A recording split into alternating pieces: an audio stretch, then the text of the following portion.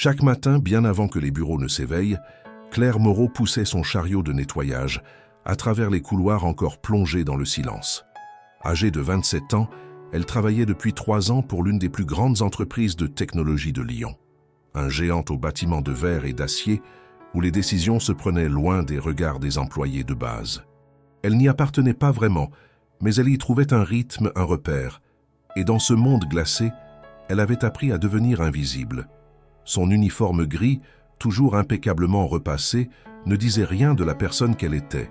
Pourtant, à travers ses gestes précis, sa manière de prendre soin de chaque détail, se révélait un respect discret, presque affectueux, pour cet environnement qui ne lui rendait rien en retour. Claire parlait peu, mais elle observait tout. Elle savait à quelle heure chacun arrivait, qui laissait son café traîner sur le bureau, qui tapait trop fort sur son clavier ou qui téléphonait en cachette dans l'ascenseur. Le matin, elle écoutait de la musique classique sur un vieux poste de radio à pile, hérité de sa grand-mère. C'était un appareil usé au plastique jauni par le temps, mais les sons qui en sortaient adoucissaient les réveils glacés de l'hiver. Chaque note était pour elle une caresse, un rappel de jours plus doux, de l'odeur du pain chaud, du fil entre les doigts de sa grand-mère qui cousait tard dans la nuit. Parmi tous les visages qu'elle croisait de loin, il y en avait un qu'elle reconnaissait toujours, celui d'Antoine Delacour, le directeur général.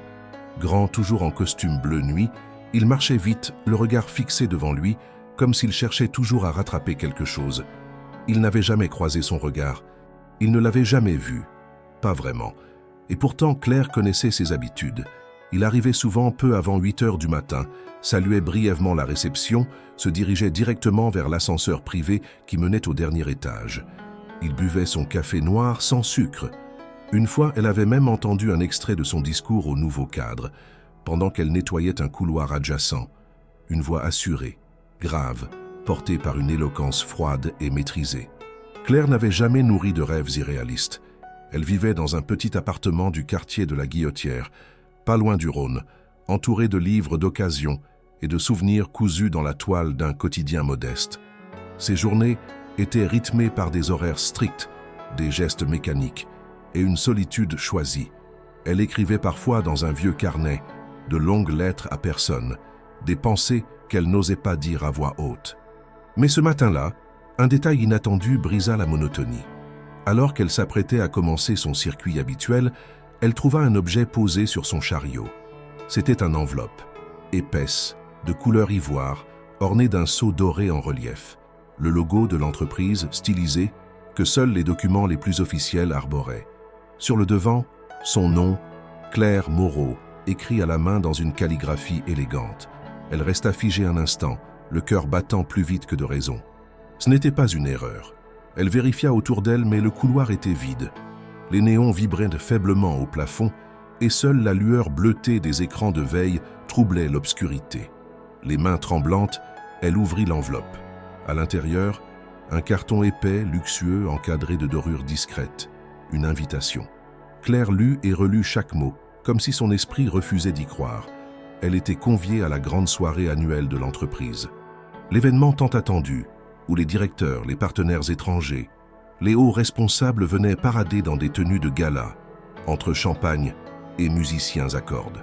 Une soirée réservée, d'après ce qu'elle avait toujours entendu, à ceux qui comptent. Pourquoi elle? Était-ce une farce? Une erreur? Elle replia lentement le carton, le rangea dans l'enveloppe, puis dans la poche intérieure de sa veste. Elle continua sa tournée, mais le monde semblait légèrement décalé, comme si les murs avaient changé de couleur, comme si les objets eux-mêmes hésitaient entre leur place habituelle et une autre, inconnue. Pendant toute la matinée, elle chercha un regard complice, une explication. Lors de sa pause, elle s'approcha d'une collègue de l'équipe de nettoyage, une femme plus âgée avec qui elle échangeait parfois quelques mots. Mais non, personne d'autre n'avait reçu quoi que ce soit. Aucun autre membre du personnel d'entretien n'avait été invité. Claire ne dit rien. Elle garda le secret dans sa poche, comme un fruit rare que l'on ose à peine toucher. Le reste de la journée se déroula dans une semi-brume. Elle ne savait pas si elle devait y aller. Elle n'avait rien à se mettre. Rien qui puisse se comparer aux robes que l'on voyait dans les magazines. Rien sauf peut-être. Ce soir-là, de retour chez elle, elle monta sur une chaise et atteignit le haut de l'armoire de sa chambre. Une vieille malle, recouverte d'une couverture en laine, trônait là depuis des années. Elle l'ouvrit, souleva les papiers, les souvenirs, jusqu'à ce que sa main touche un tissu familier. Elle le déplia lentement. Un robe bleu ciel cousu à la main. Un modèle d'un autre temps, délicat, avec des broderies fines et une coupe inspirée des années 50.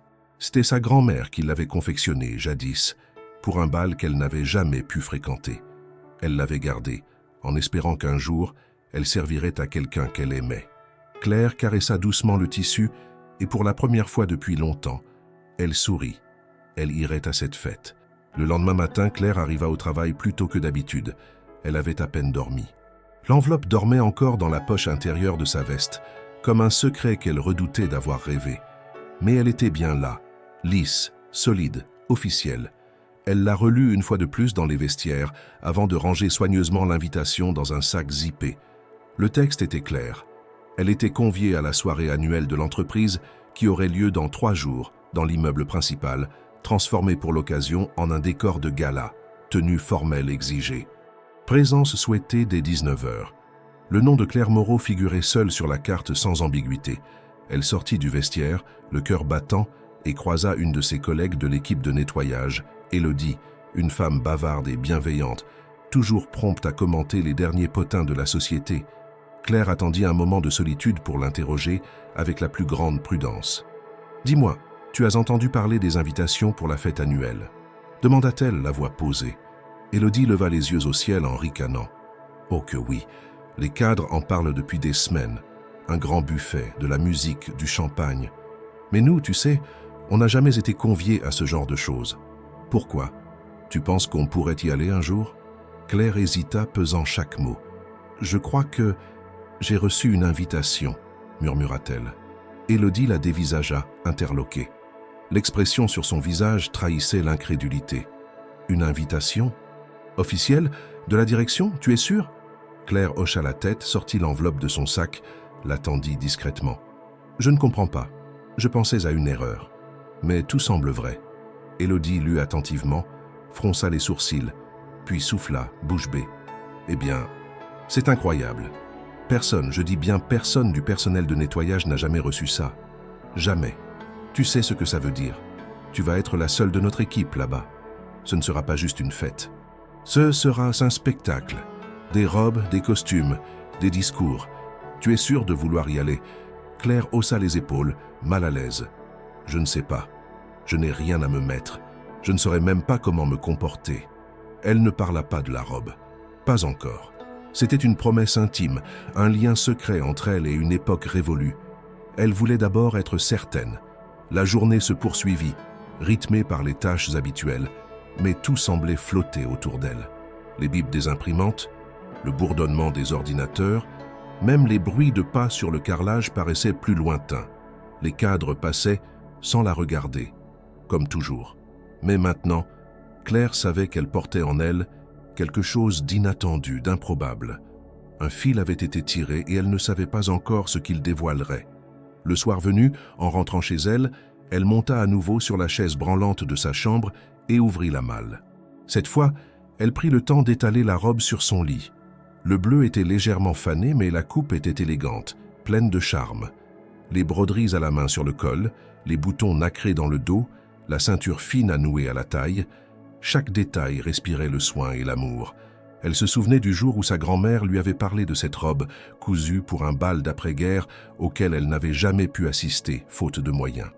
Elle l'avait gardée, rangée, comme une offrande silencieuse au futur. Claire enfila la robe lentement, se regarda dans le miroir de la salle de bain. Le tissu, malgré les années, épousait encore ses formes avec une grâce inattendue. Ce n'était pas une robe moderne, mais elle racontait une histoire. Et dans un monde qui aimait tant les façades brillantes, peut-être que cette histoire suffirait à la faire exister, ne serait-ce qu'un soir. Elle n'avait ni escarpins vernis, ni sac à main sophistiqué. Mais elle avait des chaussures simples, noires, aux talons moyens, assez élégantes, pour ne pas jurer. Elle décida de ne pas se maquiller lourdement. Un peu de rouge à lèvres discret, un trait de crayon, les cheveux relevés en un chignon lâche. Tout cela, elle le ferait le jour même, dans le calme de son appartement, avant de franchir les portes du bâtiment qu'elle connaissait si bien et qui, pour une nuit, serait méconnaissable. Les jours qui suivirent passèrent dans une attente tendue. Aucun message supplémentaire ne vint. Aucun rappel. Aucun commentaire de la direction. Comme si cette invitation était un fragment isolé d'un rêve glissé dans la réalité. Claire se surprenait à douter d'elle-même, à relire encore et encore les mêmes mots, à se demander si tout cela n'allait pas s'effondrer sous ses pieds au dernier moment. Mais le jour arriva. Vendredi soir, 18h30. Claire quitta les vestiaires plus tôt que d'habitude. Elle n'était pas venue travailler ce jour-là. Elle avait posé une demi-journée de congé. Elle avait pris le temps de se préparer avec soin. La robe repassée la veille, les chaussures nettoyées, le petit manteau sombre par-dessus. Elle avait même acheté une paire de boucles d'oreilles simples, en argent, dans une petite boutique d'occasion. Elle descendit du tramway 3 stations avant l'immeuble pour éviter d'être vue par ses collègues. Elle marcha jusqu'à l'entrée principale, où 2 agents de sécurité vérifiaient les invitations. Son cœur battait si fort qu'elle craignait qu'ils l'entendent. Mais l'un d'eux lut son nom sur la liste, hocha la tête et s'écarta pour la laisser passer. Elle entra et découvrit un autre monde. Le hall, d'ordinaire fonctionnel, avait été transformé en salle de bal. Des rideaux blancs pendèrent des murs, des lustres suspendus au plafond projetaient une lumière dorée et un quatuor à cordes jouait doucement dans un coin. Des serveurs en uniforme circulaient avec des plateaux d'amuse-bouche et de coupes de champagne.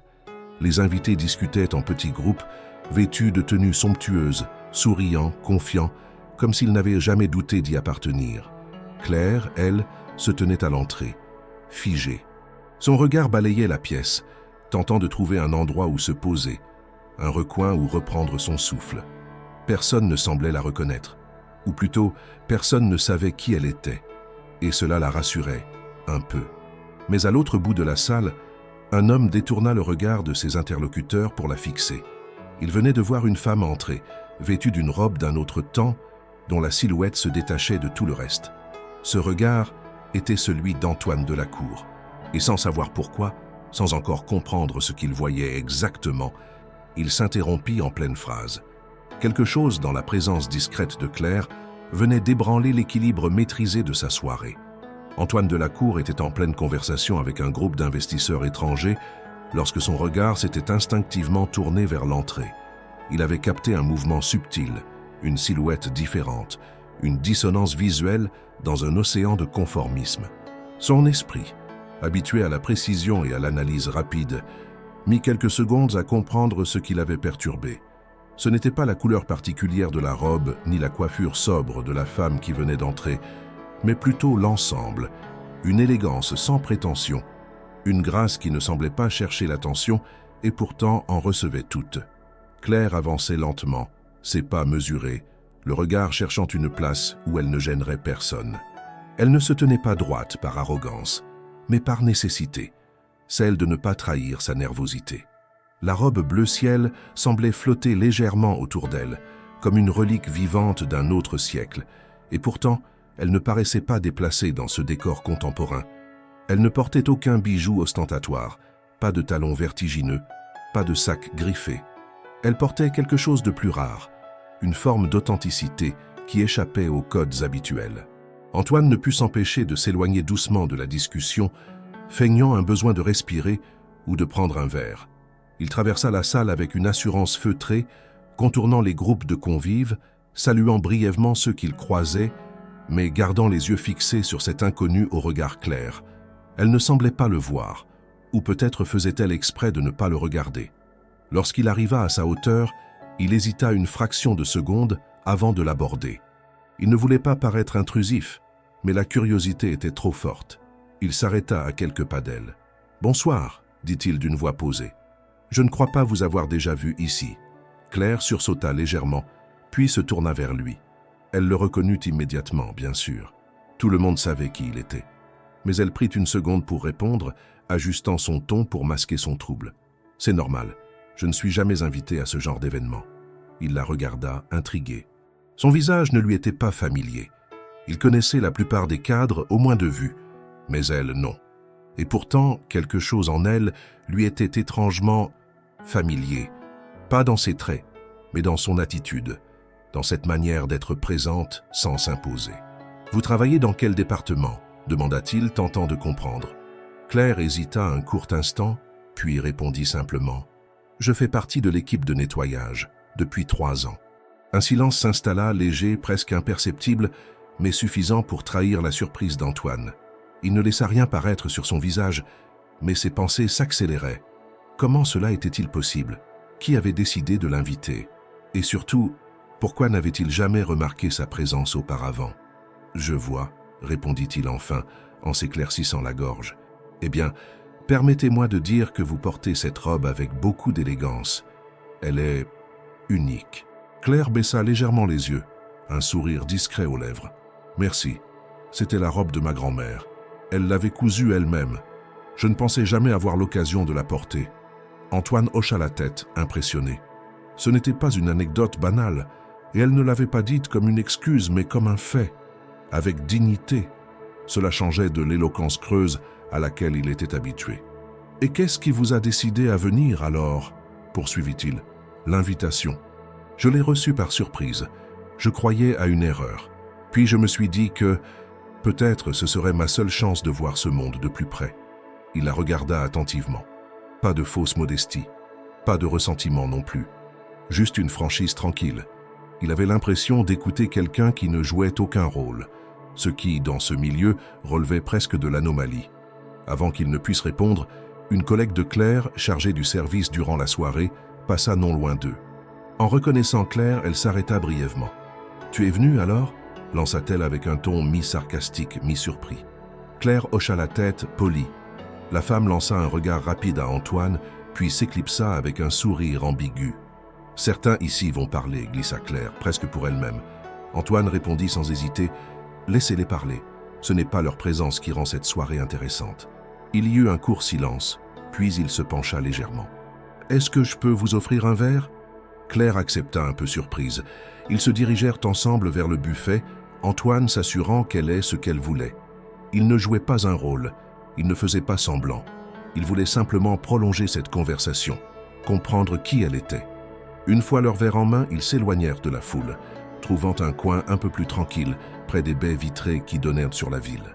De là, Lyon s'étendait en une constellation calme de lumière, les quais du Rhône reflétant le ciel nocturne. Antoine se surprit à poser des questions. Pas les habituelles, pas celles qu'il réservait aux soirées de networking. Il voulait savoir ce qu'elle lisait, ce qu'elle écoutait, ce qu'elle pensait du monde qui l'entourait. Et Claire, d'abord sur la réserve, se laissa doucement aller. Elle parla de musique classique, Chopin, Satie, Debussy. Elle parla de Balzac, de Maupassant, de livres achetés dans les brocantes. Elle évoqua son enfance avec sa grand-mère, les dimanches passés à coudre ou à lire, les après-midi dans les bibliothèques municipales. Antoine l'écoutait avec une attention rare. Elle ne cherchait pas à briller. Elle parlait simplement, mais avec des mots choisis, une précision qui révélait une intelligence peu commune. Autour d'eux, les conversations continuaient, les rires fusaient, les verres tintaient. Mais dans ce coin de salle, une bulle s'était formée. Antoine oublia un instant qui il était, ce qu'il représentait, les attentes qu'on plaçait en lui. Il n'était qu'un homme fasciné par une femme qu'il n'avait jamais vue, ou plutôt qu'il n'avait jamais su regarder. Et au moment où il allait lui demander si elle voulait danser, quelqu'un s'approcha à grands pas. Un assistant, visiblement nerveux. « Monsieur Delacour, pardon de vous interrompre, mais la réunion avec les investisseurs a été avancée. Ils vous attendent au salon privé. » Antoine jura intérieurement, jeta un regard désolé à Claire. « Je suis désolé, une urgence, mais je reviendrai. » Claire acquiesça, souriante, sans poser de questions. Et alors qu'il s'éloignait, Antoine se retourna une dernière fois. Il ne savait pas encore comment, ni pourquoi, mais cette soirée venait de prendre un tournant qu'il n'aurait jamais anticipé. Après le départ précipité d'Antoine Delacour vers le salon réservé aux investisseurs, Claire se retrouva seule, adossée contre la vitre froide qui donnait sur les lumières paisibles de Lyon. Sa coupe de champagne, à moitié pleine, tremblait légèrement dans sa main. Elle avait le sentiment d'avoir été propulsée dans un univers parallèle, un monde où elle n'aurait jamais imaginé poser un pied. Et pourtant, ce n'était ni un rêve, ni une farce. Elle avait eu une conversation naturelle avec le président-directeur général de l'entreprise, un échange fluide, dénué de condescendance. Ce simple fait en soi défiait tout ce qu'elle croyait connaître des rapports entre les sphères sociales dans lesquelles elle évoluait habituellement. Les minutes passèrent lentement. Claire tenta de se mêler à la foule, évitant les regards trop insistants ou les sourires curieux. Elle sentit les regards de certaines personnes glisser sur elle comme sur une anomalie à analyser. Dans un coin de la salle, une poignée de jeunes cadres, verre à la main, chuchotaient en sa direction. Elle détourna les yeux. Elle n'était pas venue pour eux. Puis, sans prévenir, une voix connue la fit sursauter. C'était Camille Fournier, l'assistante personnelle d'Antoine Delacour, une jeune femme à l'allure impeccable, fille d'un des membres historiques du conseil d'administration. Claire l'avait souvent vue passer dans les couloirs du dernier étage, toujours pressée, toujours en talons, souvent au téléphone. Ce soir-là, elle était vêtue d'une robe bordeaux sophistiquée et son regard semblait glacial, malgré le sourire poli qu'elle tentait de faire passer pour bienveillance. « Je ne crois pas qu'on se soit déjà croisé dans ce genre de cadre », lança Camille en s'approchant de Claire d'un pas mesuré. Claire répondit d'un hochement de tête, gardant une posture neutre. « Non, probablement pas. Je suis Camille Fournier, assistante du président Delacour. Enchantée. Et vous êtes... » Claire hésita. Devait-elle répondre simplement? Mentir? Non. Elle n'avait rien à cacher. « Claire Moreau. Je travaille dans l'équipe d'entretien. » Camille haussa un sourcil, mais son sourire ne vacilla pas. « Ah, intéressant. Je suppose que c'est une initiative d'ouverture de la direction, une forme de reconnaissance inclusive. » Claire resta calme. « Je ne saurais dire. J'ai simplement reçu une invitation, comme tout le monde ici, j'imagine. » La réponse était neutre, polie, mais ferme. Camille perdit un peu de sa superbe. Elle fit tourner son verre entre ses doigts, puis reprit « Faites attention, mademoiselle Moreau. Ces lieux sont fascinants, mais ils ont leurs règles. Ce n'est pas parce qu'on vous a ouvert une porte qu'elle restera grande ouverte. Ce serait dommage de mal interpréter un geste de courtoisie, non? » Le ton était doux, mais chaque mot avait été choisi comme une lame. Claire soutint son regard, sans flancher. « Je suis parfaitement consciente de qui je suis et de ma place. Je ne suis pas ici pour provoquer qui que ce soit. » Camille ne répondit pas tout de suite. Elle pencha légèrement la tête, comme si elle évaluait la réponse. Puis elle sourit de nouveau, plus froidement. « Très bien, profitez de la soirée. Qui sait, peut-être qu'elle vous laissera un souvenir impérissable. » Elle tourna les talons et s'éloigna sans attendre de réponse. Claire, quant à elle, ressentit un mélange étrange de colère contenue et de tristesse lucide. Elle savait que ce genre de rencontre était inévitable. Ce monde n'était pas fait pour elle, et sa simple présence suffisait à déranger certains équilibres établis. Elle commença à se diriger lentement vers la sortie, ne voulant pas prolonger cette impression de décalage. Elle se sentait exposée, même dans sa robe ancienne, comme une pièce rare placée dans un musée dont elle n'était pas censée franchir les portes. Mais avant qu'elle n'atteigne l'escalier, une main légère effleura son bras. « Mademoiselle Moreau ». Elle se retourna. Antoine Delacour était revenu. Il semblait essoufflé, comme s'il avait écourté sa réunion. Il tenait toujours un verre à la main, mais son regard était entièrement concentré sur elle. « Je suis content de vous retrouver. J'espérais que vous ne seriez pas parti. » Claire esquissa un sourire, un peu surpris. « J'y pensais, pour être honnête. Je suis désolé pour l'interruption. Ces obligations, elles ne m'appartiennent pas toujours autant que je le souhaiterais. Mais je ne voulais pas que notre conversation reste inachevée. » Elle resta silencieuse, attentive. « Je vous ai laissé sans même connaître votre nom, dit-il. » Elle répondit simplement « Claire Moreau ». Il la répéta à mi-voix, presque pour lui-même. « Claire Moreau, ce nom ne m'est pas familier et pourtant, vous dites travailler ici depuis 3 ans. Comment ai-je pu passer à côté ?» Elle haussa les épaules. « On ne voit pas ce qu'on ne cherche pas à voir. » Il sembla accuser le coup, non pas comme une attaque, mais comme une vérité qu'il n'avait jamais formulée ainsi. Il garda le silence un moment, puis proposa doucement. « Accepteriez-vous de danser ?» Elle hésita, pas par timidité, mais par lucidité. Elle savait que les regards reviendraient, que les murmures recommenceraient. Mais elle regarda dans les yeux de cet homme puissant, qui pour la première fois ce soir-là semblait être simplement un homme, désireux de partager un moment sans masque ni calcul. Elle posa son verre sur une table puis hocha la tête. Il l'emmena sur la piste, où plusieurs couples dansaient déjà sur une valse douce, jouée par le quatuor à cordes. Ils trouvèrent leur rythme rapidement. Antoine la guida avec douceur, sans arrogance. Claire, malgré sa nervosité initiale, suivait le mouvement avec une aisance discrète, presque instinctive. Elle n'avait jamais appris à danser dans un salon brillant, mais elle connaissait le langage des gestes simples, des silences respectueux. Autour d'eux, les regards se tournèrent lentement. Certains invités chuchotèrent entre eux, d'autres se contentèrent d'observer, les sourcils froncés ou les yeux plissés. La présence de Claire, au bras d'Antoine Delacour, bouleversait quelque chose. Une ligne invisible avait été franchie, et chacun semblait en prendre conscience en même temps. Mais pour Claire et Antoine, à cet instant précis, ces regards n'avaient plus de poids. Il y avait dans cette danse quelque chose de suspendu, une curiosité mutuelle, une rencontre improbable, un dialogue silencieux entre deux mondes que tout opposait. Lorsque la musique s'acheva, ils s'arrêtèrent lentement. Antoine ne lâcha pas sa main immédiatement. « Merci » murmura-t-il. Claire répondit d'un simple hochement de tête. Leurs regards se croisèrent encore une fois, intenses. Puis il fut de nouveau appelé. Une autre urgence, une autre affaire. Il s'excusa à regret. « Je dois y aller, encore. Mais ce soir n'est pas fini. Restez, je veux vous revoir avant la fin. » Claire le regarda s'éloigner une fois de plus, prise dans une impression étrange, comme si elle marchait sur une ligne fine entre deux réalités. Ce n'était pas un rêve, ce n'était pas un conte, mais c'était quelque chose d'inattendu, de profondément humain. Elle ne savait pas encore où cela l'amènerait, mais elle savait avec une certitude nouvelle qu'elle ne regrettait pas d'être venue, même si tout devait s'arrêter là. La musique s'était à peine tue que Claire sentit de nouveau la pression des regards. Son cœur battait encore au rythme de la valse, mais autour d'elle, la salle avait repris son agitation.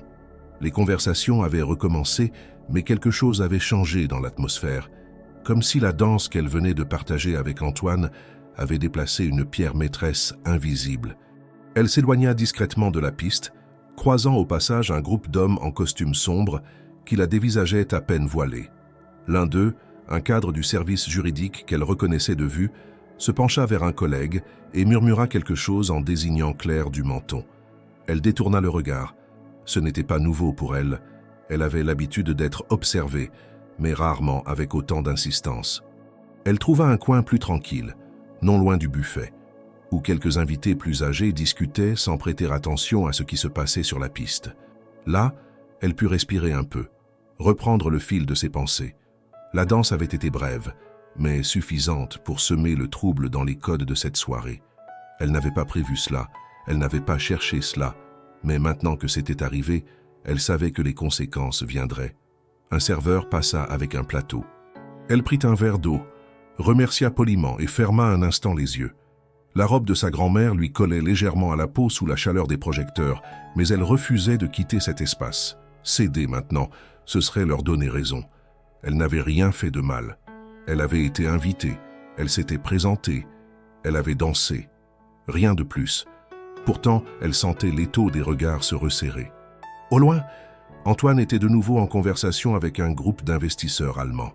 Il semblait concentré, mais Claire remarqua qu'à plusieurs reprises, il jetait des coups d'œil discrets dans sa direction. Il tentait de gérer les deux mondes à la fois, celui du pouvoir et celui de l'instant suspendu qu'il avait partagé avec elle.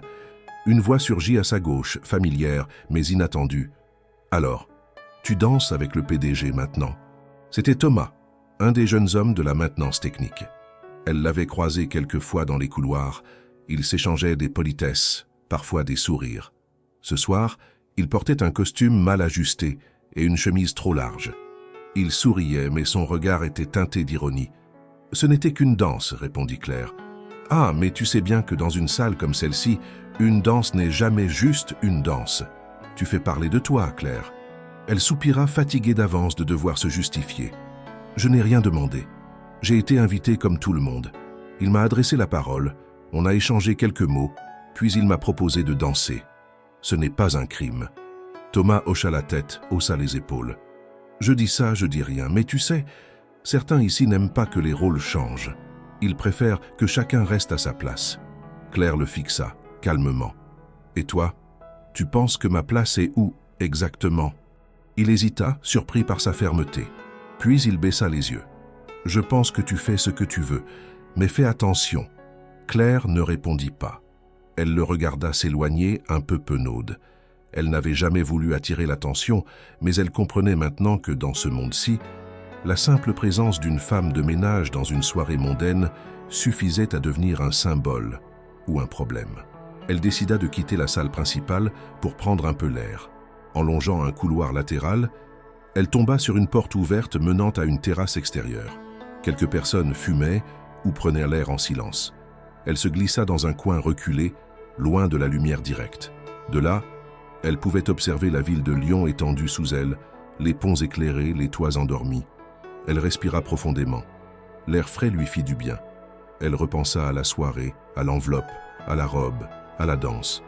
Rien de tout cela n'avait été prémédité. Et pourtant, chaque geste semblait avoir été analysé, interprété, jugé. Elle comprenait maintenant que ce qui avait ému Antoine, cette sincérité tranquille, cette différence, était exactement ce que les autres redoutaient. Elle entendit la porte s'ouvrir à nouveau. Elle tourna légèrement la tête. Ce n'était pas Antoine. C'était une femme plus âgée, probablement une partenaire externe. Elle l'observa un instant, puis s'approcha. « Bonsoir. Vous êtes bien Claire Moreau ?» Claire acquiesça surprise. « On parle de vous dans la salle, » dit la femme sans animosité. « Je voulais simplement vous dire que vous étiez très élégante. Cette robe, elle a une âme, et ce n'est pas si courant ici. » Claire la remercia, sincèrement touchée.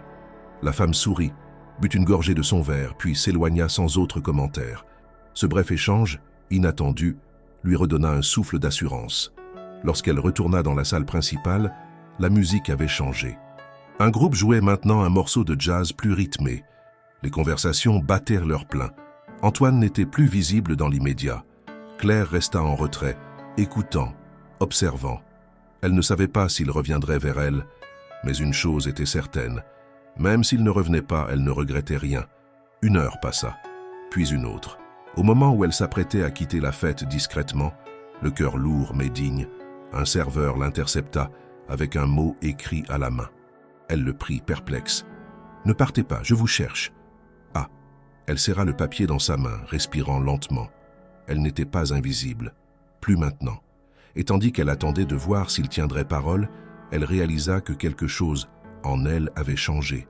Ce n'était pas l'ambition, ce n'était pas le rêve de luxe, c'était la certitude d'avoir enfin été vue pour ce qu'elle était réellement. Pas une fonction, pas un uniforme, mais une personne. Et cela, quoi qu'il arrive, personne ne pourrait le lui reprendre. La nuit avait avancé, mais Claire n'avait pas bougé de l'endroit où elle attendait. Le billet d'Antoine, serré dans sa main, agissait comme une encre, un rappel tangible qu'elle n'était pas simplement un corps de passage dans cette soirée de verre et de cristal. Elle avait envisagé de partir plus d'une fois, mais chaque fois qu'elle s'en approchait, quelque chose la retenait. Ce n'était pas l'espoir romantique d'un retour. C'était une forme de courage tranquille. Elle voulait rester debout, là où elle avait été invitée, même si cela dérangeait. Antoine, pourtant, ne réapparut pas immédiatement.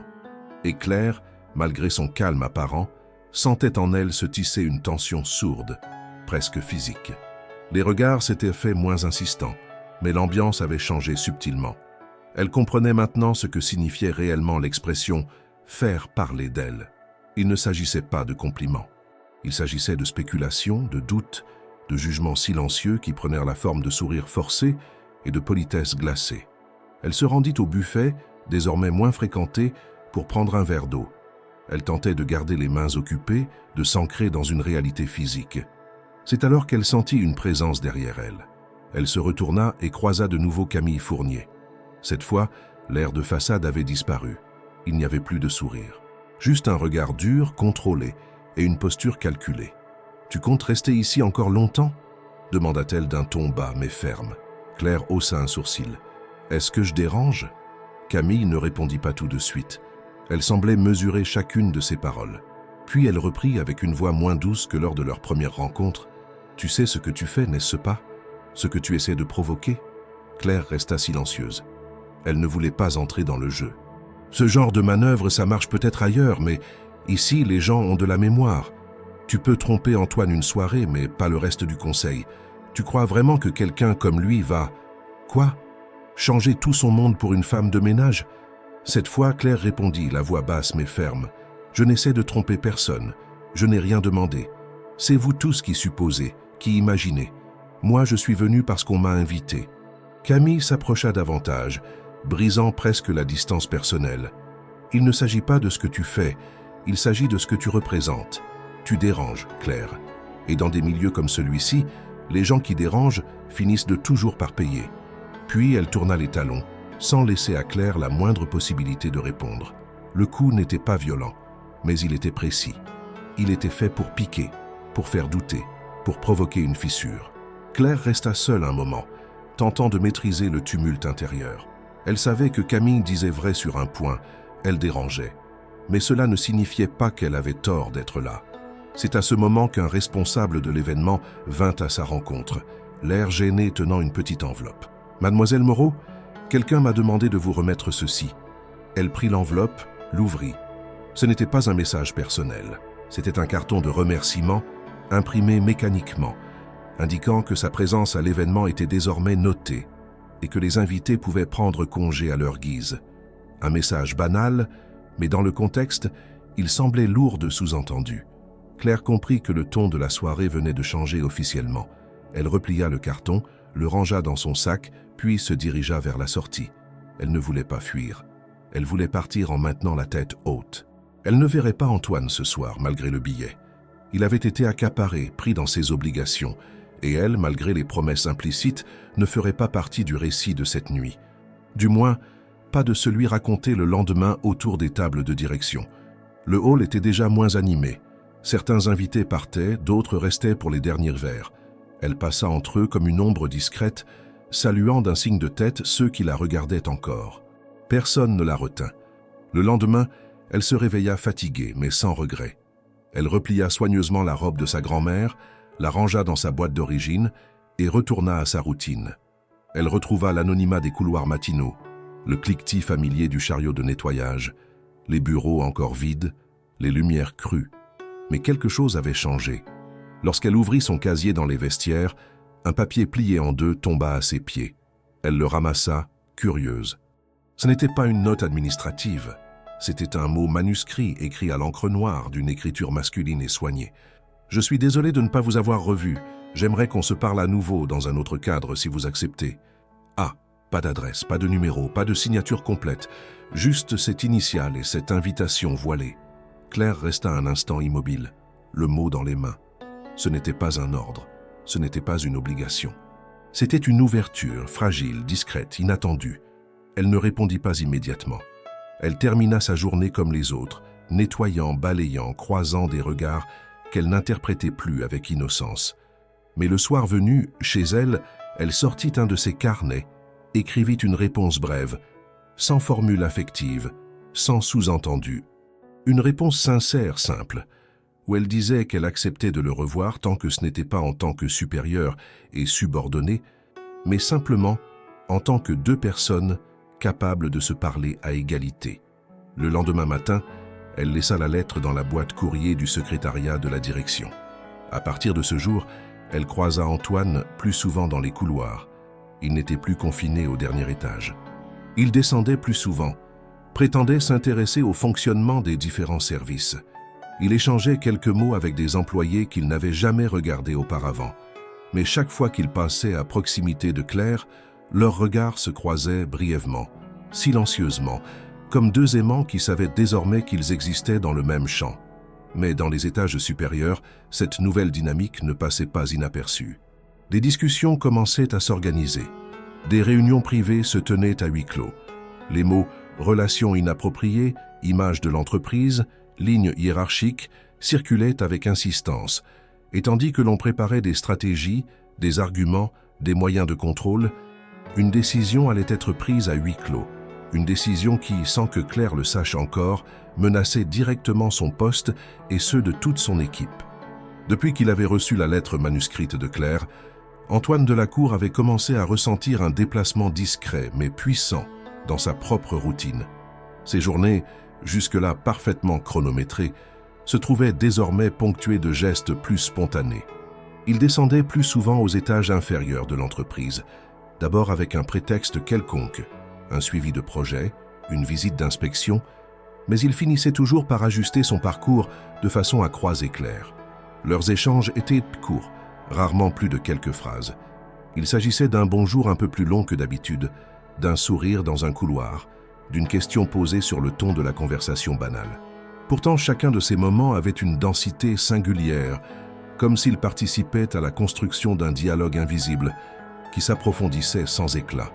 Claire, de son côté, ne changea pas son comportement. Elle restait la même, concentrée, discrète, ponctuelle. Elle ne cherchait pas Antoine, ne le fuyait pas non plus. Mais lorsqu'il apparaissait, elle le regardait avec cette franchise tranquille qui, Antoine le savait maintenant, désarmait les discours préparés. Ce n'était pas de la provocation, ce n'était pas une stratégie, c'était simplement une façon d'exister, sans rien demander de plus que d'être traité avec respect. Pour Antoine, ce respect-là devenait une obsession. Il comprenait, à mesure que les jours passaient, à quel point il avait été enfermé dans une forme de bulle, un monde où tout était filtré par des assistants, des agendas numériques, des présentations PowerPoint. Claire ne lui proposait rien, elle ne lui demandait rien, mais elle réveillait en lui une conscience qu'il avait cru perdue, celle du réel, du concret, de la vie qui se déployait loin des bureaux vitrés du dernier étage. Dans le même temps, des tensions commençaient à remonter des couloirs internes. Le bruit courait qu'un plan de restructuration allait être présenté lors du prochain conseil. Antoine en avait vaguement entendu parler, sans y prêter attention au départ. Il pensait qu'il s'agissait d'un ajustement budgétaire classique, d'une mesure interne comme tant d'autres. Mais un soir, alors qu'il parcourait les documents préparatoires, un mot attira son attention. Externalisation. Il lut plus attentivement. L'un des directeurs du service administratif avait proposé de confier les prestations de nettoyage à une entreprise externe, au motif d'une optimisation des coûts. Ce genre de décision, autrefois, aurait été entériné sans que cela ne le trouble. C'était une ligne sur un tableau, une colonne budgétaire allégée.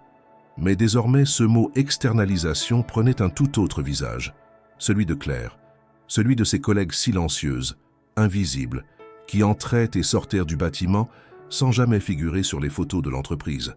Il comprit alors que ce plan, s'il passait, signifierait probablement la suppression de dizaines d'emplois, dont celui de Claire. Il ferma le dossier, le front lourd. Le lendemain, il décida de vérifier l'information auprès de son directeur financier. Ce dernier confirma. Oui, le projet était avancé. Les négociations avec une société spécialisée étaient en cours. Le conseil d'administration allait se prononcer dans 15 jours. L'objectif était de réduire de 18% les coûts liés à la maintenance des locaux. Antoine demanda qui avait soutenu cette initiative. Le directeur prononça 2 noms. Camille Fournier, assistante exécutive, et son père, membre influent du conseil. Tout prenait sens. Camille, qui avait si froidement tenté de rabaisser Claire lors de la soirée, était à l'origine d'un projet qui menacerait son emploi. Antoine comprit que cette décision n'était pas uniquement financière. Il y avait une stratégie politique derrière, une tentative de reprendre le contrôle, de redéfinir les limites du pouvoir et de l'accès à celui-ci. Claire était devenue un symbole, et certains ne toléraient pas cette symbolique. Ce jour-là, Antoine n'apparut pas dans les étages inférieurs. Il resta enfermé dans son bureau, à réfléchir. Il savait qu'il ne pouvait pas prendre une décision sur un coup d'émotion, mais il savait aussi qu'ignorer ce plan reviendrait à trahir tout ce que Claire représentait désormais pour lui, pas en tant que figure romanesque, mais en tant que repère moral.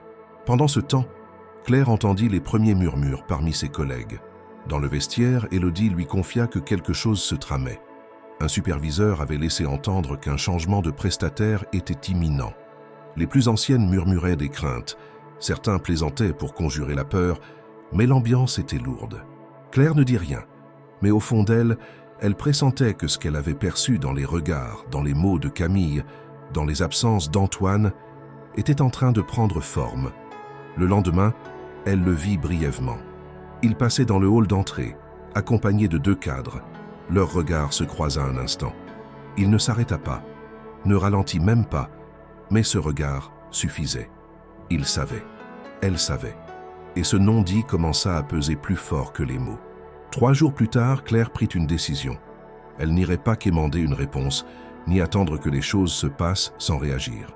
Elle prit un jour de repos, s'habilla simplement, mais avec soin, et se rendit à une adresse qu'elle connaissait, un café discret du quartier Saint-Paul, pas loin des quais.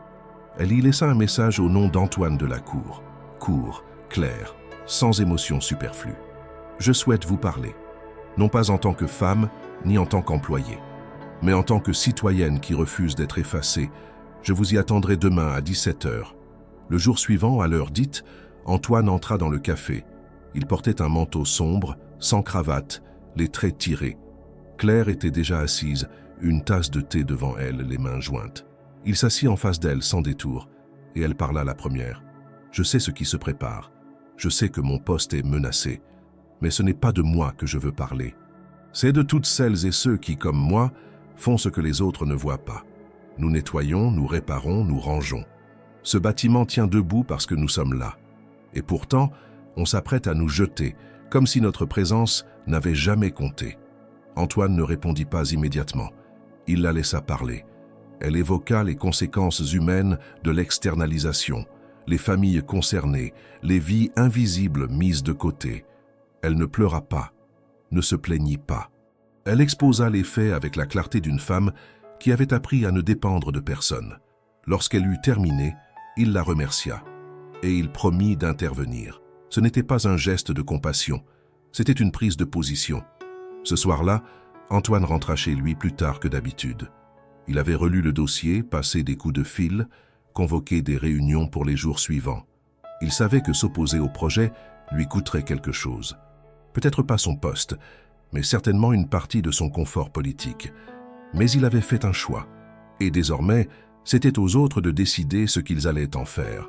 Les jours suivants furent marqués par un climat d'incertitude grandissant. Le silence pesant dans les couloirs de l'entreprise n'était plus simplement celui des premières heures du matin que Claire connaissait bien. C'était désormais un silence chargé d'appréhension, de rumeurs à voix basse, de soupçons non confirmés qui se transmettaient par regards, chuchotements ou demi-phrases échappées dans les vestiaires. Le bruit de l'externalisation s'était répandu plus vite que prévu, malgré les tentatives de la direction pour contrôler l'information. Et bien qu'aucune annonce officielle n'ait encore été faite, tous les membres de l'équipe de nettoyage comprenaient que quelque chose se préparait et que ce quelque chose ne leur serait pas favorable. Claire ne dit rien à ses collègues sur sa conversation avec Antoine. Elle avait compris que la situation dépassait sa seule relation avec lui. Il ne s'agissait plus d'un échange entre deux individus, mais d'un affrontement entre une logique économique et une réalité humaine. Le problème n'était pas uniquement qu'elle risquait de perdre son emploi, mais que la valeur de tout un secteur de travail était remise en question, traitée comme une variable d'ajustement. Cette idée l'habitait, la réveillait la nuit, la poussait à réévaluer tout ce qu'elle pensait savoir sur le monde dans lequel elle évoluait depuis 3 ans. Pendant ce temps, Antoine s'efforçait de résister à la pression croissante exercée par plusieurs membres influents du conseil d'administration. Les discussions se faisaient plus tendues. Les chiffres étaient sur la table. Selon les projections, externaliser le nettoyage permettrait une économie de près de 200 000 € par an. Pour beaucoup, c'était un argument imparable. D'autres, plus discrets, évoquaient les événements récents, la présence de Claire à la soirée, la danse publique avec le PDG, les rumeurs qui en avaient découlé, comme des signes d'un déséquilibre qu'il fallait corriger. Camille Fournier, désormais en première ligne de cette initiative, avait intensifié ses efforts pour faire avancer le plan. Elle organisait des réunions, coordonnait des études comparatives et se chargeait de convaincre un à un les membres du conseil. Antoine, bien que toujours directeur général, sentait sa position glisser vers une posture défensive. Il devait justifier non seulement ses décisions économiques, mais aussi ses choix personnels, sa proximité perçue comme inconvenante avec une employée de base. À mesure que les jours passaient, il comprenait que s'opposer au projet ne suffirait pas. Il lui faudrait proposer une alternative crédible, un plan structuré qui offrirait des économies sans sacrifier les emplois. Claire, quant à elle, se retrouva malgré elle au centre de cette tempête silencieuse. Les collègues la regardaient différemment. Certaines, comme Élodie, lui parlaient avec une bienveillance teintée de prudence, comme si elle craignait d'être associée à elle. D'autres, plus méfiantes, évitaient désormais de s'asseoir à ses côtés. On ne lui reprochait rien directement, mais elle ressentait l'isolement qui accompagne ceux dont la trajectoire commence à dévier de la norme. L'invitation à la soirée, la danse, les regards d'Antoine, tout cela avait laissé une trace difficile à effacer. Un matin, elle trouva dans son casier une enveloppe sans nom. À l'intérieur, une simple feuille avec quelques lignes tapées à l'ordinateur. « Tu sais ce que tu fais? Tu crois vraiment qu'il va te choisir? Toi, tu crois que ça te sauvera? Tu ne seras jamais des leurs. » Aucune signature, aucune indication, mais le message était clair. Quelqu'un voulait qu'elle se sente indésirable, qu'elle abandonne, qu'elle parte avant qu'on ne l'y oblige. Claire ne montra pas la lettre. Elle la plia soigneusement, la rangea dans son carnet personnel et continua sa journée comme si de rien n'était. Mais à l'intérieur, la colère grandissait. Pas une colère destructrice, pas une rage aveugle, mais une énergie froide, déterminée. Elle ne serait pas chassée par des menaces anonymes. Elle ne renoncerait pas à sa dignité parce qu'elle avait eu l'audace de se faire remarquer. Elle avait le droit d'exister dans cet espace, au même titre que n'importe quel autre salarié. Le point de bascule arriva lors d'une réunion informelle, convoquée dans une salle du rez-de-chaussée entre les responsables de différents services. Un représentant de la direction, accompagné de Camille, présenta les grandes lignes du plan de transition. Les services de nettoyage seraient confiés à une société externe à partir du mois suivant. Les contrats actuels ne seraient pas renouvelés. Les employés concernés pourraient, s'ils le souhaitaient, postuler auprès du nouveau prestataire, sans garantie de reprise aux mêmes conditions. Lorsque la nouvelle se répandit, les réactions furent immédiates. Certains employés fondirent en larmes, d'autres quittèrent la salle en silence. Claire resta figée. Elle avait senti venir ce moment, mais le voir confirmé avait un effet de coup. Camille, debout à côté du responsable, arborait un sourire neutre, professionnel. Pas un regard vers Claire. Pas une reconnaissance de ce que cela impliquait réellement. Antoine ne se trouvait pas dans la salle. Son absence fut remarquée, interprétée de 1000 façons. Pour Claire, cela ne signifiait pas nécessairement qu'il renonçait, mais cela laissait un vide. Elle aurait voulu qu'il soit là, qu'il entende la douleur contenue dans les silences, qu'il voie les mains qui tremblaient, les épaules qui se baissaient. Elle rentra chez elle ce soir-là sans parler. Elle prépara un repas qu'elle ne mangea pas. Puis, elle s'assit à son bureau et ouvrit son carnet. Elle écrivit pendant plus de 2 heures, alignant les phrases comme on empile des pierres pour un mur de résistance. Elle décrivit ce qu'elle voyait, ce qu'elle ressentait, ce que cette décision signifiait pour elle et pour tant d'autres. Elle écrivit pour ne pas exploser, pour ne pas s'effondrer. Elle écrivit pour garder sa voix, dans un monde qui voulait la lui enlever. Le lendemain matin, elle déposa une lettre manuscrite dans la boîte du bureau de la direction. Une lettre adressée non pas à Antoine, mais à l'ensemble des décideurs. Elle y exprimait son indignation, sa tristesse, mais aussi sa volonté de ne pas se taire. Elle parlait au nom de ses collègues, de leur famille, de la valeur de leur travail. Elle ne demandait pas un traitement spécial. Elle exigeait simplement que l'on regarde en face les conséquences humaines d'un choix que l'on prétendait neutre. Cette lettre, qu'Antoine lut en premier, allait devenir le point de départ d'un retournement inattendu. La lettre de Claire, déposée dans la boîte de la direction, comme un acte de conscience et de dignité, provoqua une onde de choc silencieuse dans les bureaux les plus élevés de l'entreprise. Antoine Delacour la découvrit en début de matinée. Elle n'était pas adressée à lui personnellement, mais dès qu'il reconnut l'écriture sur l'enveloppe, il sut que ces lignes lui seraient destinées, d'une manière ou d'une autre. Il l'ouvrit dans le silence de son bureau, les stores encore baissés, la lumière du matin filtrant à peine à travers les interstices. Il lut une première fois, sans s'interrompre, puis relut, plus lentement, comme pour bien mesurer la portée de chaque mot. Il n'y avait rien de larmoyant dans ce que Claire avait écrit. Pas de supplication, pas de manipulation émotionnelle. Simplement la vérité d'une employée ignorée par un système qui refusait de regarder en face ceux qui le faisaient tourner dans l'ombre. Elle parlait de ses collègues, de leur travail quotidien, du respect qui leur était dû. Elle exposait les conséquences concrètes de la décision d'externalisation. Perte d'emploi, rupture de contrat, bouleversement de vie. Et surtout, elle posait une question que personne jusqu'alors n'avait osé formuler aussi directement. À quoi sert une entreprise qui sacrifie ceux qui la maintiennent debout chaque jour pour quelques pourcents de rentabilité supplémentaire? Antoine resta longtemps sans bouger après avoir refermé la lettre. Il savait que cette question ne concernait pas seulement la direction ou les actionnaires. Elle le visait lui, en tant que décideur, en tant qu'homme. Il ne pouvait plus se réfugier derrière des chiffres, des courbes ou des tableaux comparatifs.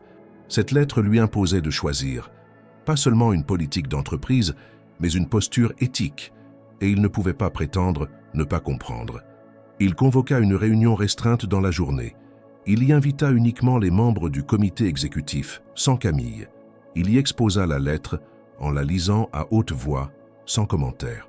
Puis il déclara de façon posée mais ferme qu'il s'opposait à l'externalisation telle qu'elle était prévue. Il expliqua son point de vue, évoqua la valeur non comptable du travail des équipes internes, rappela le rôle social de l'entreprise et proposa une alternative. Un audit complet des services d'entretien suivi d'un plan d'amélioration interne avec participation directe des salariés concernés. Il proposa même d'y intégrer un volet de formation continue et de mobilité professionnelle afin d'ouvrir des perspectives à ceux qui le souhaitaient. Les réactions furent diverses. Certains membres du comité saluèrent sa prise de position. D'autres, plus prudents, demandèrent un délai pour réfléchir. Mais il devint vite évident qu'Antoine ne reculerait pas. Ce n'était pas une posture temporaire.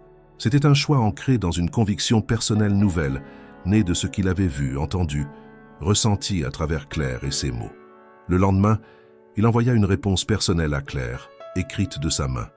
Une lettre brève mais claire, dans laquelle il la remerciait pour son courage et sa lucidité. Il lui annonçait qu'un audit allait être lancé immédiatement, que les licenciements étaient suspendus et qu'elle serait invitée, si elle l'acceptait, à participer à un groupe de travail sur les conditions de travail au sein de l'entreprise. Claire lut la lettre en silence dans le local de pause, assise seule, loin du tumulte. Elle n'en parla à personne. Elle savait que rien n'était encore gagné, que les résistances seraient nombreuses. Mais pour la première fois depuis des semaines, elle ressentit quelque chose d'inédit, une forme de légitimité. Pas parce qu'on la flattait, ni parce qu'elle avait séduit un dirigeant, mais parce que sa parole avait été entendue. Elle avait pesé dans une décision. Elle avait agi. Mais l'histoire ne s'arrêtait pas là. Quelques jours plus tard, alors que le calme semblait revenir, un événement inattendu éclata. Un document confidentiel commença à circuler dans les couloirs du siège. Un dossier contenant des informations personnelles sur Claire, des données bancaires, des dettes anciennes réglées depuis des années, des notes d'un ancien dossier social, des extraits de certificats médicaux liés à des arrêts de travail passés. Rien d'illégal, mais suffisamment d'éléments pour ternir son image auprès de ceux qui cherchaient une raison de la discréditer. Le document, transmis de manière anonyme par courrier interne, atterrit sur plusieurs bureaux clés, y compris celui du directeur juridique. En moins de 2 heures, Antoine en fut informé. Lorsqu'il le reçut, il sentit sa mâchoire se contracter de colère. Il reconnut immédiatement la tentative de sabotage. Ce genre de pratique n'était pas rare dans les milieux où les enjeux de pouvoir étaient forts. Mais en s'en prenant à Claire de cette manière, ses opposants franchissaient une ligne rouge. Ce n'était plus une guerre d'idées, c'était une attaque ciblée, sournoise, lâche. Il convoqua immédiatement une enquête interne pour déterminer la provenance du document. Il imposa la confidentialité à tous les membres du comité. Et surtout, il décida de rencontrer Claire avant qu'elle n'apprenne la nouvelle par d'autres. Il la fit appeler dans son bureau à la fin de la journée, de manière discrète. Lorsqu'elle entra, il vit qu'elle avait déjà appris ce qui circulait. Elle tenait le dossier entre ses mains, les traits tirés mais le regard fixe. « Je sais, dit-elle d'un ton calme. Je l'ai vu. Je n'ai rien à cacher, mais je n'ai pas à être exposée comme ça. Je refuse de me défendre contre des détails de ma vie que vous n'avez jamais eu à expliquer, vous. » Antoine ne tenta pas de la calmer ni de la contredire. Il acquiesça. « Je suis d'accord. C'est inacceptable. Et je vais découvrir qui est responsable. » Claire ne répondit pas. Elle déposa le dossier sur son bureau puis le regarda longuement. « J'ai toujours pensé que ce monde n'était pas fait pour moi, mais je me rends compte que c'est précisément pour cela qu'il faut que j'y reste, au moins un peu. Pas pour moi, pour celles qui viendront après. » Il comprit que cette femme, qu'il avait croisée sans la voir pendant 3 ans, était devenue bien plus qu'une voix isolée. Elle incarnait désormais un principe, une exigence. Et il savait, au fond de lui, que quoi qu'il arrive ensuite, il ne pourrait plus jamais faire semblant de ne pas voir. Le lendemain de la rencontre avec Antoine Delacour, le climat dans l'entreprise était lourd, comme si une pression invisible pesait sur tous les esprits. Les rumeurs circulaient, certaines discrètes, d'autres prononcées à voix basse dans les couloirs. Le dossier anonyme, contenant des informations personnelles sur Claire, avait été examiné par le service juridique, qui confirma rapidement ce que tout le monde savait déjà. Rien dans ce dossier n'était illégal. Rien ne pouvait justifier un quelconque licenciement disciplinaire, mais tout pouvait être exploité pour entacher une réputation, semer le doute et la méfiance. Ce type d'attaque était d'une finesse stratégique redoutable, car elle n'enfreignait aucune loi tout en frappant là où ça fait mal, dans l'intimité, dans la vie privée, dans la fragilité de tout ce que l'on croyait acquis. Antoine avait convoqué une réunion urgente au sommet. Les visages dans la salle étaient tendus, certains regardant alternativement Antoine et le directeur juridique avec une indécision à peine voilée. Les documents confidentiels avaient été projetés sur l'écran et chacun voyait maintenant que l'intention n'était pas simplement de nuire à une personne, mais de créer un contexte de doute autour de l'ensemble de la bataille interne contre l'externalisation. Le directeur juridique prit la parole en premier, soulignant que la divulgation de données personnelles, même sans enfreindre explicitement la loi, constituait une violation grave de l'éthique professionnelle. Il proposa de confier l'enquête à une équipe neutre de l'entreprise afin de déterminer l'origine de cette fuite. Antoine écouta sans interrompre, le regard fixé vers l'avant, comme s'il tentait d'anticiper chaque réaction possible. Lorsqu'il parla enfin, sa voix était calme mais ferme. Il expliqua que ce type de manipulation ne ferait que renforcer sa détermination à protéger les employés concernés. Il ajouta que l'entreprise ne pouvait pas se permettre de tolérer ce genre de pratique et qu'il comptait utiliser tous les moyens légaux pour identifier l'origine de la fuite, qu'elle vienne de l'intérieur ou de l'extérieur. Les minutes qui suivirent furent intenses. Certains cadres, visiblement mal à l'aise, tentèrent de minimiser l'impact de l'incident en évoquant la confidentialité des données et la nécessité de distinguer entre une fuite interne et une simple rumeur malveillante. D'autres, plus agressifs, insinuèrent que peut-être, dans le contexte de débats internes, un avis discordant avait voulu faire pression en manipulant l'image de l'entreprise. Aucun ne proposa de nom, aucune accusation n'alla plus loin qu'une remarque voilée. Mais dans les regards se lisait une chose: l'attaque avait déjà semé la confusion et beaucoup préféraient se tenir à distance plutôt que de prendre parti clairement. Lorsqu'Antoine quitta la salle de réunion, il sentait une fatigue profonde peser sur ses épaules. Il savait que ce qui venait de se passer n'était pas qu'une simple bataille interne. C'était une lutte pour le contrôle moral et symbolique de l'entreprise. Et au centre de cette lutte se trouvait une femme dont personne n'aurait jamais pensé qu'elle deviendrait un enjeu. Il repensa à la lettre de Claire, à sa demande de reconnaissance humaine et professionnelle, et il sut que ce qui était en jeu n'était plus simplement la survie d'un emploi, mais l'âme même de l'entreprise. De son côté, Claire avait été appelée à rencontrer Antoine dans un bureau discret, loin des regards. Lorsqu'elle entra, elle tenait encore le dossier anonyme dans ses mains, comme une charge lourde à porter. Elle posa le dossier sur la table, sans colère, mais avec la fermeté tranquille qui la caractérisait. « Je ne veux pas que ce dossier devienne un prétexte pour me faire porter le blâme », dit-elle d'une voix claire. « Je n'ai rien à cacher, je n'ai rien demandé. Et pourtant on a exposé ces détails intimes à tout un service. » Antoine hocha la tête, les yeux posés sur elle avec gravité. « Je le sais, et ce que tu me racontes est juste. Cet acte n'était pas une réponse à ta lettre ou à ta demande de changement. C'était une attaque stratégique, destinée à te fragiliser, à mettre en doute ta crédibilité, à te faire renoncer. » Elle le regarda, un instant, en silence, puis dit « Je ne renoncerai pas.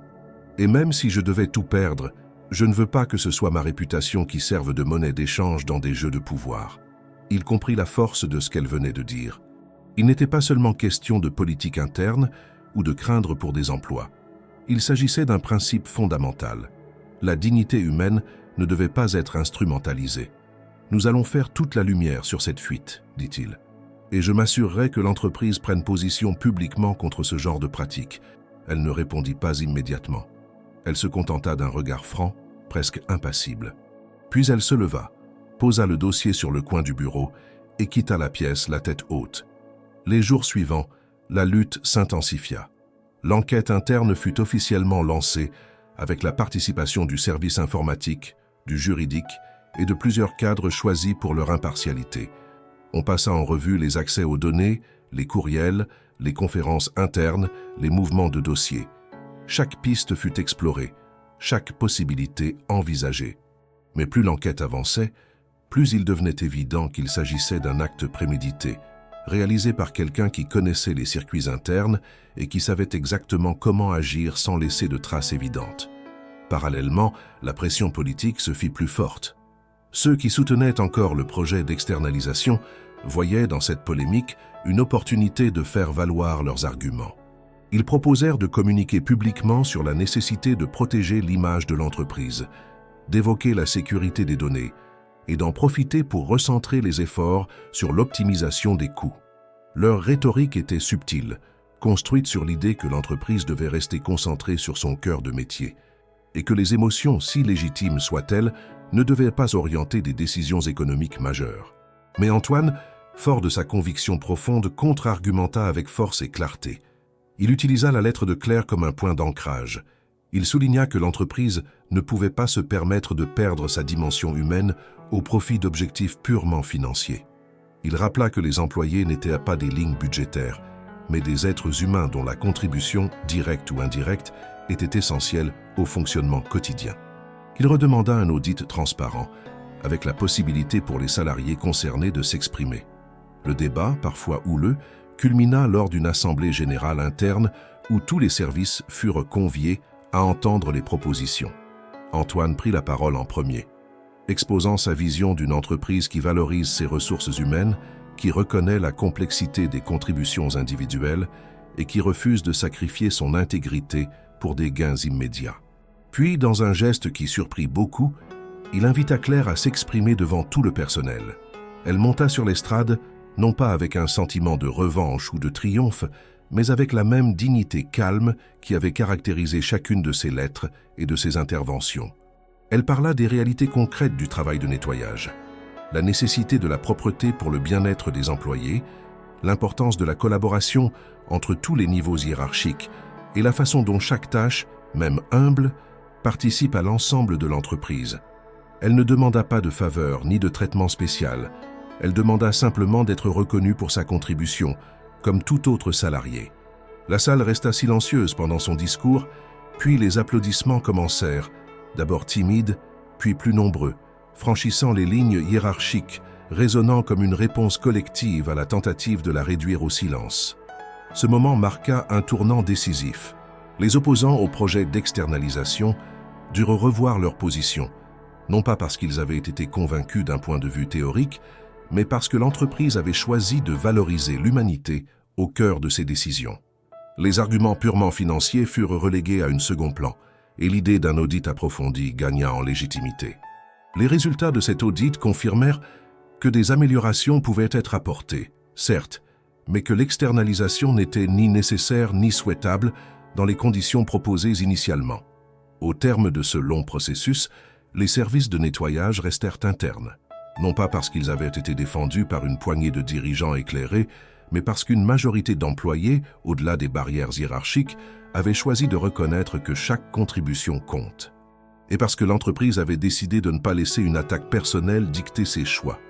Mais ce n'était pas la fin de l'histoire. Ce n'était qu'une étape nécessaire, certes, mais fragile. Car même si la décision avait été reportée, même si l'entreprise avait choisi de préserver ses employés, le climat interne restait marqué par les tensions, les rivalités et les blessures invisibles. Et Claire, malgré cette victoire, savait que le chemin vers une véritable reconnaissance resterait long, exigeant, parfois cruel. Mais elle avait franchi une étape majeure, et rien ne serait plus jamais comme avant. Le tumulte s'était apaisé dans les étages de la Tour de Verre où Claire Moreau avait marché pendant 3 années, dans un silence méthodique.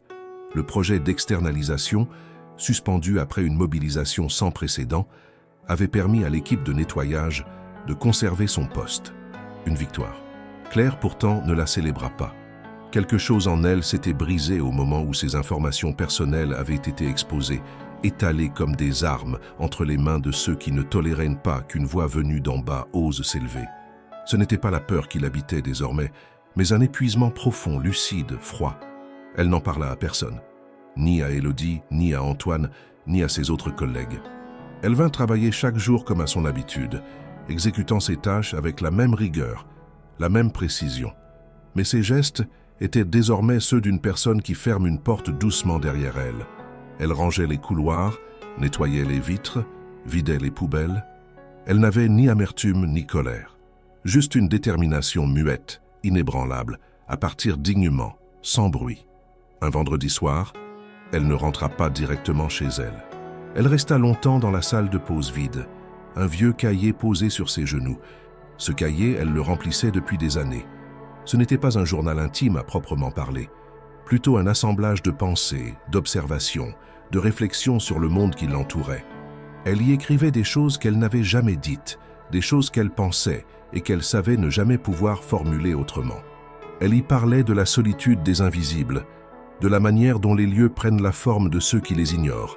Elle y inscrivait les noms des femmes qui travaillaient avec elle, leurs histoires, leurs gestes, leurs silences. Ce soir-là, elle ajouta une dernière page, une sorte de bilan. Puis elle referma le cahier, le plaça dans une enveloppe Kraft et rédigea une note brève, manuscrite, à l'attention d'Antoine Delacour. Elle ne la glissa pas dans une boîte aux lettres. Elle prit le métro jusqu'au quartier où se trouvait la maison de retraite où vivait sa grand-mère. La même grand-mère qui lui avait cousu la robe bleue, celle qu'elle avait portée à la soirée, celle qui avait été le début de tout. La vieille femme, dont l'esprit s'égarait parfois, reconnut sa petite-fille en un regard. Claire passa du temps avec elle, lui parla doucement, comme lorsqu'elle était enfant. Puis, avant de partir, elle lui confia l'enveloppe. « Si un homme vient et demande de mes nouvelles, donne-lui ça. Il saura quoi en faire. » Le lundi suivant, Claire ne se présenta pas à son poste. Personne ne sut exactement pourquoi. Elle n'avait rien annoncé. Juste une absence. Un silence. Élodie, inquiète, alla vérifier son casier. Il était vide. Aucun mot, aucune explication. Dans les jours suivants, les ressources humaines confirmèrent sa démission. Elle avait envoyé une lettre de renonciation, sans plainte, sans justification. Un courrier neutre, administratif. Antoine fut informé dans les heures qui suivirent. Il demanda qu'on lui transmette la lettre. Lorsqu'il la lut, il comprit qu'elle ne contenait rien d'autre que la formule légale. Mais ce vide en disait long. Elle ne voulait pas qu'on interprète, qu'on récupère, qu'on transforme son départ en discours. Elle voulait disparaître sans drame, comme elle avait toujours vécu, à la marge, mais digne. Ce départ fut un choc pour Antoine. Il ne s'y attendait pas. Il croyait, peut-être naïvement, que le maintien des postes suffirait à la retenir, que l'acte politique qu'il avait posé compenserait les blessures personnelles. Il comprit trop tard qu'il s'était trompé. Ce n'était pas de protection qu'elle avait besoin, mais de justice. Et cette justice, si partielle soit-elle, n'avait pas guéri ce que l'humiliation avait entaillé. 3 jours plus tard, un samedi en fin de matinée, il prit sa voiture sans prévenir personne et se rendit à l'adresse qu'elle avait mentionnée une fois, brièvement, dans leur première conversation intime. Il roula longtemps dans les rues grises de la périphérie lyonnaise, là où les immeubles sont plus bas, les enseignes plus anciennes, les visages plus marqués par la vie. Il trouva la maison de retraite, un bâtiment modeste aux murs blanchis par le temps. Lorsqu'il demanda si une dame du nom de Moreau vivait ici, on l'orienta vers une chambre du 2e étage. Il frappa doucement. Une aide-soignante l'introduisit dans une pièce claire, modeste, où une vieille femme regardait par la fenêtre, les mains croisées.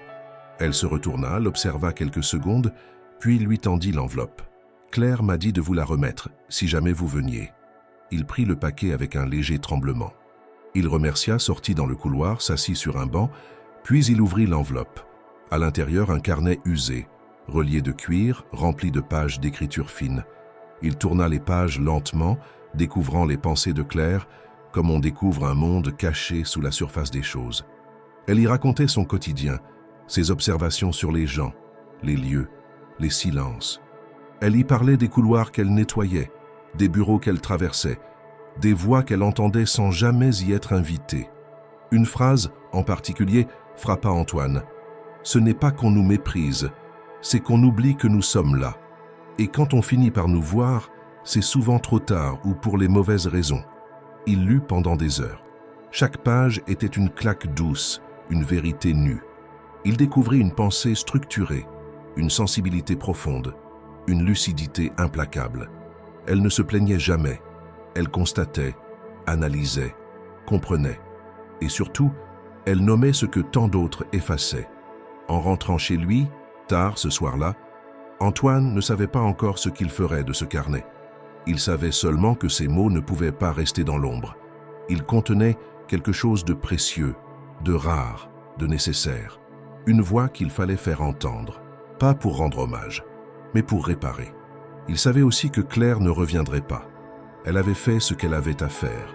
Elle avait ouvert une brèche. Et maintenant, c'était à lui de décider s'il allait la refermer ou l'agrandir.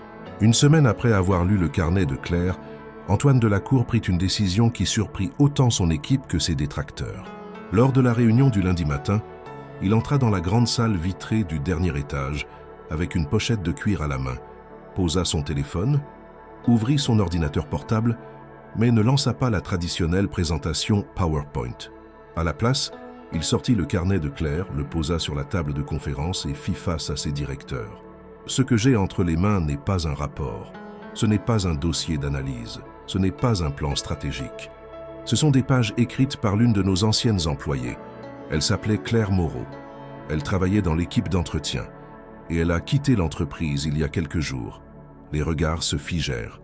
Antoine poursuivit, calme, déterminé. « Ce carnet m'a été confié par sa famille. Il ne s'agit pas d'un testament, ni d'un appel à l'émotion. C'est un miroir que nous avons tous évité de regarder. Ces pages racontent ce que nous ne voulons pas voir, le silence dans lequel vivent ceux qui assurent notre confort quotidien, la distance que nous mettons entre nous et eux, comme si leurs gestes ne valaient rien. » Il tourna quelques pages, lut quelques lignes à voix haute. Le ton de Claire, juste, précis, tranchait avec la froideur de l'environnement. Personne n'interrompit, personne ne prit de notes. Il n'y avait rien à calculer. « Ce que Claire a écrit ici, dit-il en refermant le carnet, mérite plus qu'un élan passager. Nous avons la responsabilité de faire quelque chose de concret. Pas pour réparer une injustice individuelle, mais pour transformer la manière dont cette entreprise regarde les gens qui la font vivre. » Le silence fut total. Puis il annonça son projet. « Nous allons créer un programme interne d'ascension professionnelle, ouvert à tous les employés, quel que soit leur poste ou leur niveau d'études. Un programme réel, structuré, accompagné par des formateurs, avec des perspectives de mobilité vers d'autres fonctions. Et ce programme portera un nom. Projet Claire. » Une réaction immédiate s'ensuivit. Certains saluèrent l'initiative, d'autres émirent des réserves, évoquant les coûts, les résistances internes, le risque de créer des précédents. Antoine écouta, nota les objections, puis conclut simplement « Il ne s'agit pas d'un projet d'image, il s'agit d'un acte de gestion humaine. Et si nous devons repenser notre modèle de fonctionnement pour cela, nous le ferons. Ce que nous avons traversé ces derniers mois a prouvé que rester immobile n'est plus une option. » En parallèle, la société annonça également la suspension définitive du plan d'externalisation. Les prestataires externes furent remerciés poliment et les équipes internes furent invitées à participer à des réunions d'échange sur les conditions de travail, les besoins matériels, les perspectives de formation. Ce fut une première. Des femmes comme Élodie purent, pour la première fois, exprimer leurs idées devant des cadres. Le langage restait parfois distant, mais les regards avaient changé. Il y avait moins de supériorité, plus d'écoute. Antoine, de son côté, fit une autre chose, encore plus discrète. Il renonça à son bureau fermé au dernier étage. Il demanda qu'on le transfère dans un espace ouvert, parmi les équipes projet. Il voulait voir, entendre, ressentir ce que le fonctionnement réel de l'entreprise imposait aux employés. Cette décision fut mal comprise par certains, applaudie par d'autres. Lui n'en fit pas un étendard. Il ne donna aucune interview. Il ne publia aucun post. Il savait que la crédibilité ne se gagnait pas en communiquant, mais en agissant. Dans les semaines qui suivirent, le carnet de Claire fut lu par d'autres. Antoine fit réaliser des copies anonymisées, distribuées en interne à ceux qui souhaitaient comprendre le sens du projet Claire. Des extraits furent même affichés dans les salles de pause, sans mention du nom complet de l'autrice. Ce n'était pas un culte, c'était une mémoire.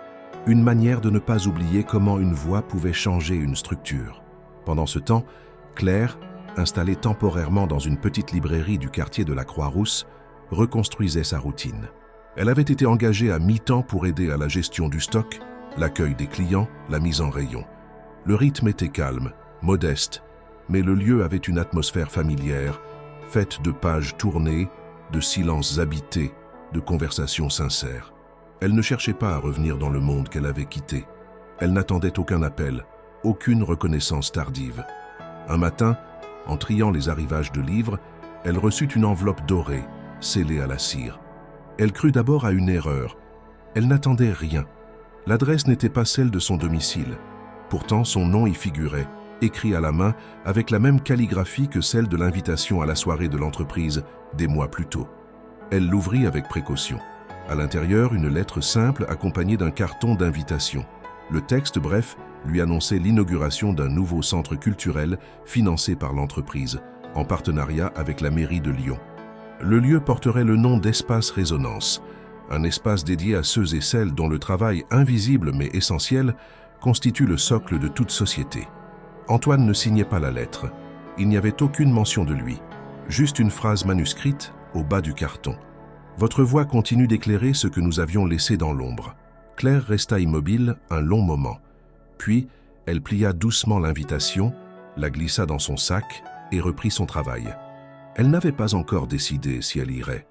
Dans les jours qui suivirent, elle continua à vivre simplement. Elle lisait davantage, écrivait encore dans ses carnets, se promenait souvent dans les rues de Lyon en fin de journée. Elle croisait parfois des visages familiers de l'entreprise qui l'abordaient timidement pour lui dire merci ou lui demander si elle allait bien. Elle répondait toujours avec la même douceur, sans étendre les conversations.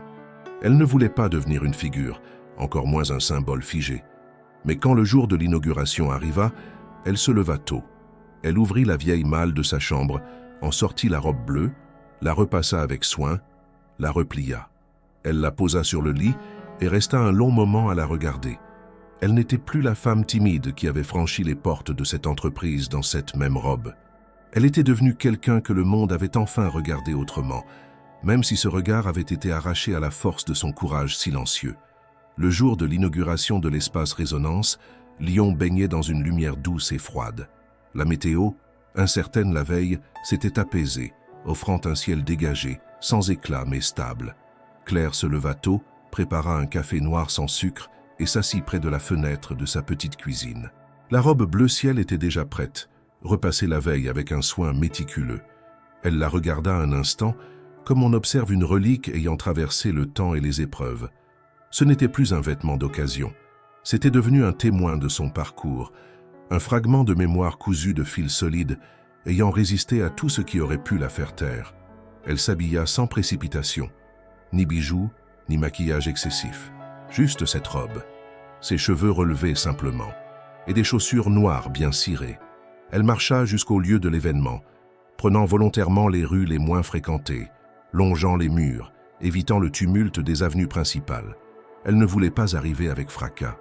Elle voulait entrer comme elle avait toujours vécu, avec discrétion, mais fermeté. L'espace Résonance se trouvait dans un ancien bâtiment industriel restauré, entre les pentes de la Croix-Rousse et le Rhône. Devant l'entrée, un petit groupe de personnes s'était déjà rassemblé. Membres de l'entreprise, partenaires institutionnels, quelques élus locaux, journalistes discrets. Des drapeaux sobres flottaient sur la façade, portant le logo de l'entreprise à côté d'une citation anonyme extraite du carnet de Claire. « Le travail invisible construit les fondations des mondes visibles ». Claire avança lentement. Personne ne la remarqua immédiatement. Puis un murmure discret se répandit parmi les invités. Les regards se tournèrent, sans hostilité. Il n'y avait ni flash ni applaudissement, seulement une attention calme, retenue, presque respectueuse. Une femme en robe bleue venait d'arriver, et chacun savait, sans que personne n'ait besoin de le dire, que ce moment avait du sens. Près de l'entrée, Antoine Delacour attendait. Il portait un costume simple, gris clair, sans cravate. Lorsqu'il la vit, il ne bougea pas tout de suite. Il attendit qu'elle s'approche. Lorsqu'elle fut à quelques pas de lui, il lui tendit la main. Elle hésita un bref instant, puis la serra. Ils ne dirent rien dans l'immédiat. Le silence suffisait. « Je suis heureux que vous soyez venu, » finit-il par dire. « Je ne savais pas si je le ferais, » répondit-elle. « Mais j'ai pensé que c'était peut-être important. Pas pour moi, pour ce que cela représentait. » Il hocha la tête. Ils franchirent ensemble les portes du bâtiment. L'intérieur avait été réaménagé en un espace multifonctionnel. Salle de formation, bibliothèque, centre de ressources pour les employés, salle de conférences ouverte au public. Des photographies ornèrent les murs. Aucune n'était de Claire. Il n'y avait pas de portrait d'elle, pas de mise en avant individuelle. Mais on sentait sa présence dans chaque détail. dans les extraits de son carnet gravés sur les murs, dans les vitrines où étaient exposés des objets du quotidien des employés d'entretien, dans les livres soigneusement choisis sur le thème du travail invisible, de la dignité, de la mémoire collective. La cérémonie officielle fut brève. Antoine prit la parole. Il parla sans notes, sans ton solennel. Il évoqua la transformation de l'entreprise, non comme un exploit personnel, mais comme un processus lent, difficile, rendu possible par la capacité d'écoute et par le courage de ceux que l'on n'entend pas assez. Il ne mentionna pas Claire nommément. Il parla d'elle comme d'une source, d'un catalyseur, d'un regard qui avait permis de voir autrement. Après le discours, un buffet léger fut servi. Les conversations reprirent. Claire resta en retrait, saluant poliment ceux qui l'approchaient. Plusieurs employés vinrent la voir pour la remercier discrètement. Une femme âgée lui glissa qu'elle avait lu l'extrait de son carnet et qu'elle s'était sentie moins seule depuis. Un jeune homme lui dit qu'il avait postulé au programme interne lancé grâce au projet Claire. Une superviseure du service logistique l'invita à venir parler à son équipe, si elle en avait l'envie. Elle accepta tout, sans promettre. Elle n'était pas venue chercher une nouvelle place. Elle était venue constater ce qui avait changé, ce qui était encore fragile, ce qui méritait d'être préservé. Au moment de partir, elle rejoignit Antoine une dernière fois.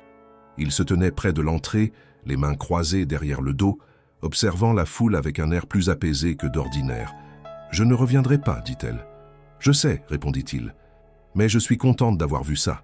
Ce lieu, ce que vous en avez fait, ce que nous en avons fait. » Elle hocha la tête. Puis, avant de s'éloigner, elle ajouta « J'espère que vous continuerez, même quand personne ne regardera. » Il répondit simplement « Je continuerai. » Elle s'éloigna lentement. Elle ne se retourna pas. Ce n'était pas un adieu tragique. Ce n'était pas une fin. C'était une conclusion droite, propre, cohérente avec ce qu'elle avait toujours été. Une femme qui n'avait jamais eu besoin de projecteurs pour exister, mais dont la lumière, enfin révélée, avait suffi à faire changer tout un environnement. Dans la rue, en redescendant vers la station de métro, elle sentit le vent soulever légèrement sa robe bleue. Elle marcha d'un pas ferme, libre de toute attente, de toute pression, de tout rôle imposé. Elle n'avait pas conquis un trône, elle n'avait pas été récompensée. Elle avait seulement été entendue, et cela suffisait. À l'intérieur de l'espace résonance, les visiteurs continuaient d'entrer, de lire, de découvrir. Le monde dehors ne s'était pas arrêté. Il ne s'arrête jamais. Mais dans un coin de Lyon désormais, un lieu portait la mémoire d'une femme qui, sans jamais hausser la voix, avait montré qu'on pouvait changer les choses en restant soi-même.